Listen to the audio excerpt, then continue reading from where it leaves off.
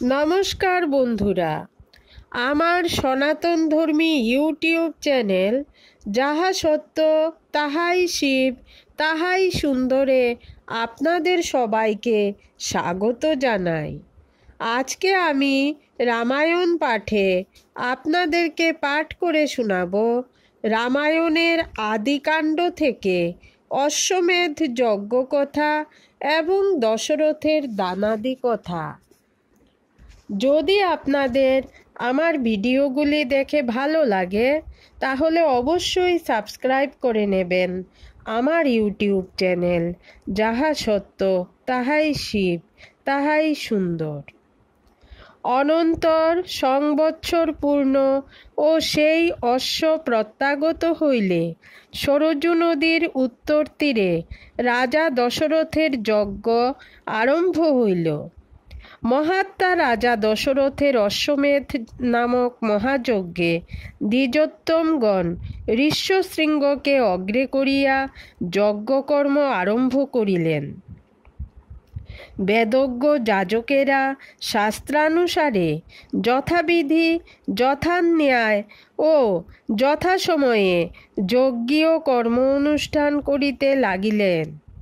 সেই ব্রাহ্মণেরা প্রবর্গ ও উপসদ নামক দুইটা কর্ম যথাবিধি সমাধা করিয়া শাস্ত্রানুসারে অন্যান্য কর্মসকল নির্বাহ করিলেন। পরে সেই মুনিগণ পূর্বোক্ত কর্ম সকলের অধিষ্ঠাতা দেবতাদিগকে পূজা করিয়া সন্তুষ্ট চিত্তে যথাবিধি প্রাতঃশ্রবণ প্রভৃতি কর্ম সম্পন্ন করিলেন। তাহারা যথাবিধি ইন্দ্রকে যজ্ঞীয় হবি প্রদান করিয়া প্রস্তর দ্বারা সোমলতা পোষিত করিয়া তাহার রস বাহির করিলেন। অনন্তর মহাত্মা দ্বিজগণ মধ্য দিবসের যাগ যথাক্রমে সম্পাদনপূর্বক তৃতীয় শ্রবণ ও শাস্ত্রানুসারে নির্বাহ করিলেন। ঋষ্যশৃঙ্গ প্রভৃতি সেই ব্রাহ্মণেরা ইন্দ্রাদি দেবতাদিগকে যথাক্রমে সামবেদাক্ত সুমধুর বিহিত স্বরবর্ণ সমন্বিত সুস্নিগ্ধ আহ্বান মন্ত্র দ্বারা আহ্বান করিলেন। তখন যজ্ঞাহুতি দাতাগণ সেই দেবগণকে আহ্বানপূর্বক যথাবিধি আহুতি প্রদান করিলেন। সেই যজ্ঞে তাহারা যথাবিধি আহুতি প্রদান করায় কোনো বিষয়ে অযথা আহুতি দান বা স্খলন লক্ষিত হয় নাই বলিয়া সমস্ত কার্যই উপযুক্ত মন্ত্র দ্বারা সংস্কৃত ও বিঘ্নবিহীন হইতে লাগিল।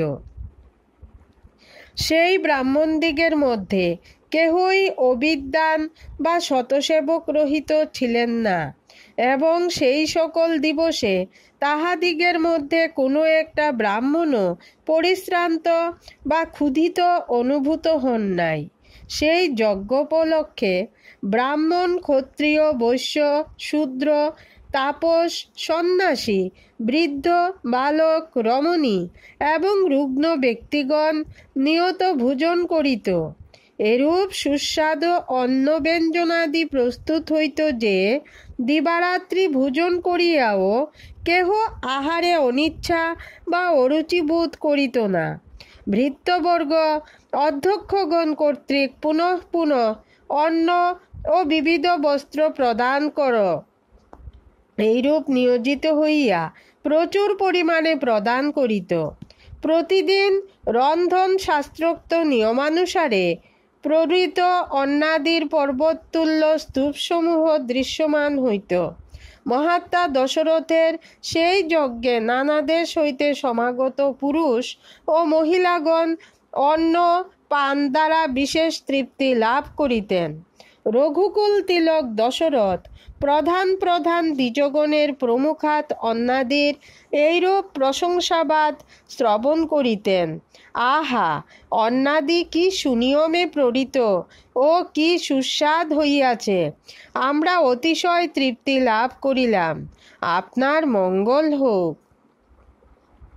পরিবেশক পুরুষেরা উত্তম রূপে অলঙ্কৃত হইয়া ব্রাহ্মণদিগকে পরিবেশন করিত। অন্যান্য সুমার্জিত মণিকুণ্ডলধারী পুরুষেরা তাহাদিগকে সহায়তা করিত। কর্মসমাধানান্তে সুধীর বাগ্মী ব্রাহ্মণেরা পরস্পর জয় কামনায় অনেক হেতুবাদ পূর্বক জল্পন করিতেন।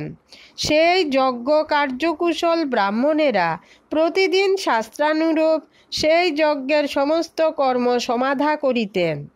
দশরথের সেই যজ্ঞে সরঙ্গ জ্ঞান বিধুর ব্রতানুষ্ঠানবিহীন বহু দর্শনশূন্য বা বাদ কৌশলবিহীন কোনো ব্রাহ্মণকেই সদস্য পদে বরণ করা হয় নাই।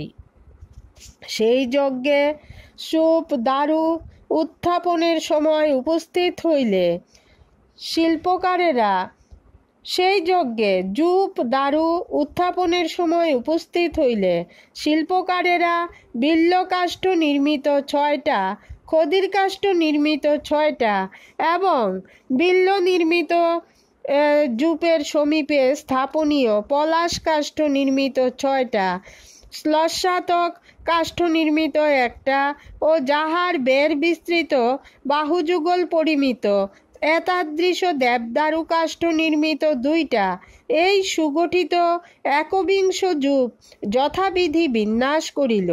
সেই সমস্ত যুপ যজ্ঞ কার্যকুশল শিল্পশাস্ত্রজ্ঞ ব্যক্তিগণ কর্তৃক গঠিত হইয়াছিল এবং তাহাদের পরিমাণ 21 অরত্নী ছিল।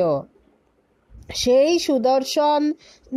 সুন্দর দর্শন মসৃণ অষ্টকোণ বিশিষ্ট সুদৃঢ় 21 যুপ সুবর্ণে ভূষিত, প্রত্যেক 21 বসনে অলঙ্কৃত ও গন্ধপুষ্প দ্বারা পূজিত হইয়া দীপ্তিশালী সপ্তর্ষিরা স্বর্গলোকে যেরূপ বিরাজমান রহিয়াছেন সেইরূপ বিরাজমান হইল।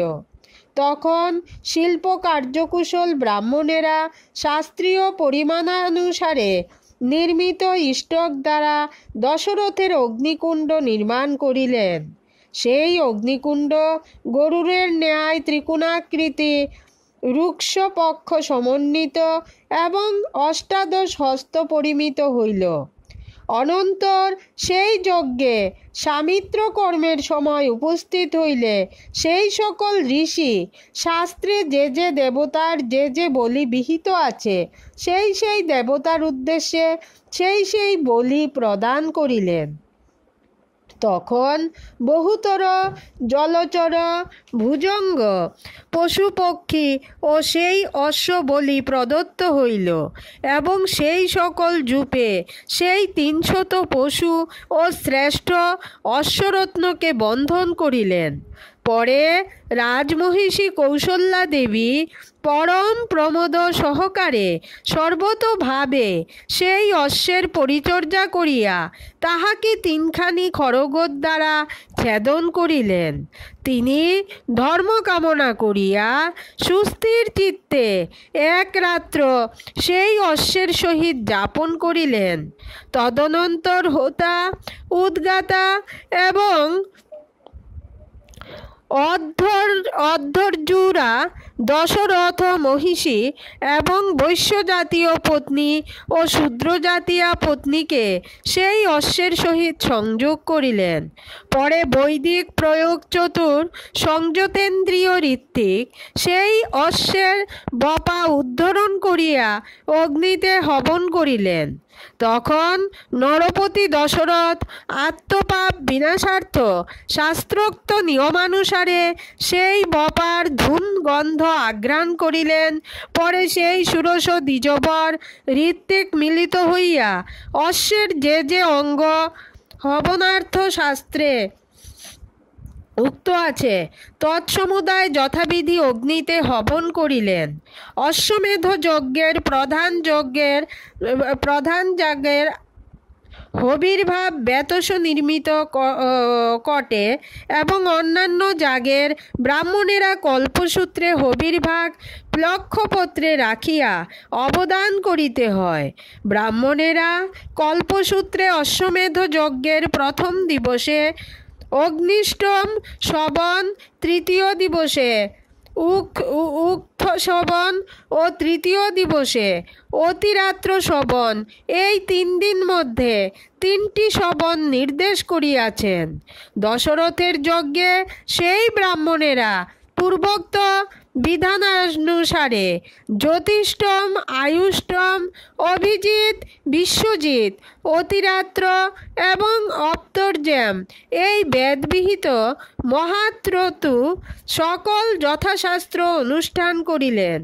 তাহারা শাস্ত্রানুসারে অতিরাত্র ও আপ্তর্যাম এই 2 যাগ 2 বার অনুষ্ঠান করিলেন। তদনন্তর ইক্ষ্বাকু কুলবর্ধন দশরথ ন্যায়ানুসারে যজ্ঞ সমাপন পূর্বক হোতাকে পূর্বদেশ, অর্ধর্যুকে পশ্চিম দেশ, ব্রহ্মাকে দক্ষিণ দেশ এবং উদ্গাতাকে উত্তর দেশ দক্ষিণা প্রদান করিলেন। যেহেতু পূর্বে স্বয়ন্তু ব্রহ্মা মহাযজ্ঞ অশ্বমেধের এরূপ দক্ষিণা বিধান করিয়াছেন, তখন শ্রীমান পুরুষবর দশরথ ঋত্বিক প্রভৃতি ব্রাহ্মণদিগকে সমস্ত পৃথিবী দক্ষিণা প্রদান করিয়া অত্যন্ত সন্তুষ্ট হইলেন। অনন্তর ঋত্বিকগণ বিগত পাপ রাজা দশরথকে বলিলেন, রাজন, আমরা পৃথিবী গ্রহণের আকাঙ্ক্ষা করি না। যেহেতু আমরা নিয়ত সাধ্যায়ে নিযুক্ত থাকি, সুতরাং পৃথিবী পালন করিতে পারিব না। হে নৃপবর, আপনি একাকী সমগ্র পৃথিবী পালন করিতে সমর্থ। আপনি ইহার যৎকিঞ্চিৎ মূল্য প্রদান করুন। আপনি মণি, রত্ন, বর্ণ, গো অথবা বসন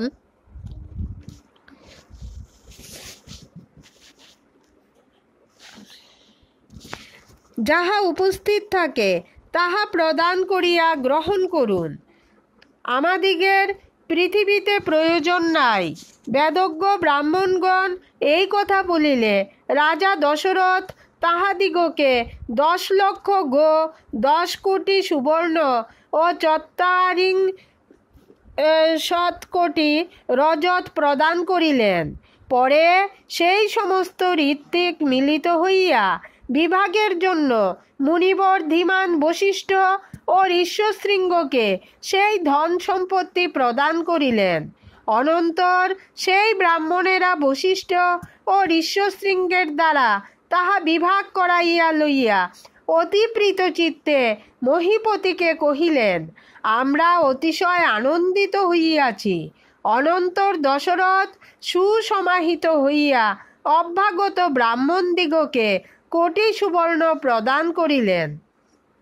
পরে রঘুকুল নন্দন দশরথ জনৈক যাচমান দরিদ্র ব্রাহ্মণকে স্বীয় উৎকৃষ্ট হস্তাভরণ দান করিলেন।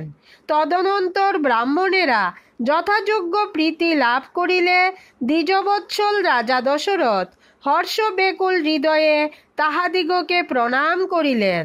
ব্রাহ্মণেরাও সেই উদার স্বভাব ধরুণী পতি নরবীর দশরথকে নানাবিধ আশীর্বাদ করিলেন।